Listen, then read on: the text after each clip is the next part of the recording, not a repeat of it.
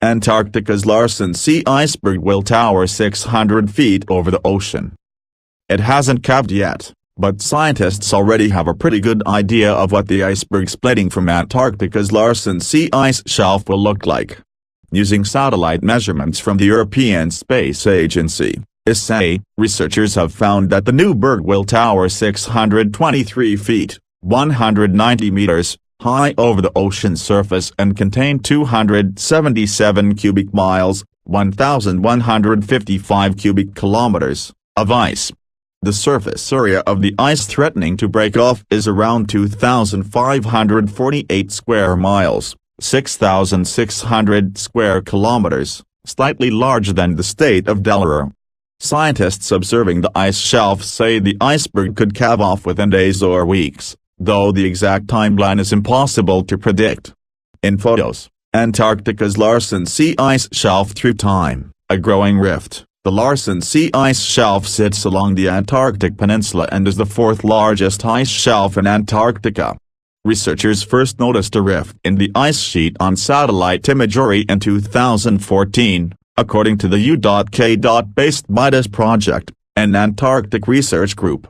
By November 2016, the rift had grown to more than 300 feet, 91 meters, in width and 70 miles, 112 kilometers, in length. By January, it was 109 miles, 175 kilometers, long. According to the European Space Agency's most recent observations, the rift is now around 124 miles, 200 kilometers, long. Only 3 miles, 5 kilometers, of ice connect the soon-to-be iceberg with the rest of the ice shelf.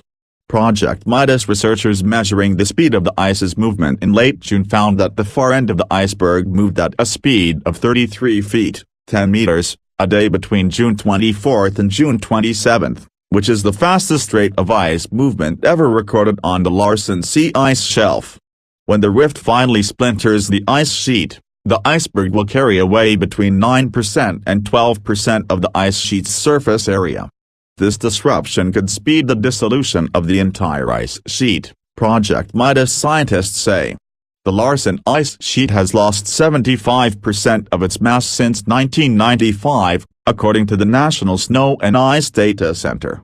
In 1995, a 580 square mile, 1,500 square kilometers, piece of the Larsen A section of the ice sheet crumbled away. In 2002, the Larsen B section lost 1,255 square miles, 3,250 square kilometers. The Larsen sea iceberg will represent the larger loss than either of those events. Predicting the collapse. Now, scientists with the ESA's Cryosat mission have used data from the Earth Explorer satellite to better quantify the size of the Larsen sea iceberg. The satellite uses an instrument called a radar altimeter to measure the elevation of the ice. It works by shooting a beam of radio waves down toward Earth and then measuring how long it takes those waves to bounce back, thus making detailed maps of the topography. The researchers estimate that in addition to the above surface elevation of the iceberg, the ice could plunge as deep as 689 feet, 210 meters, below the sea surface. Monitoring an iceberg of that size is important, according to the ESA, because it could run afoul of shipping traffic. However, researchers aren't sure whether the iceberg will remain in one piece for long.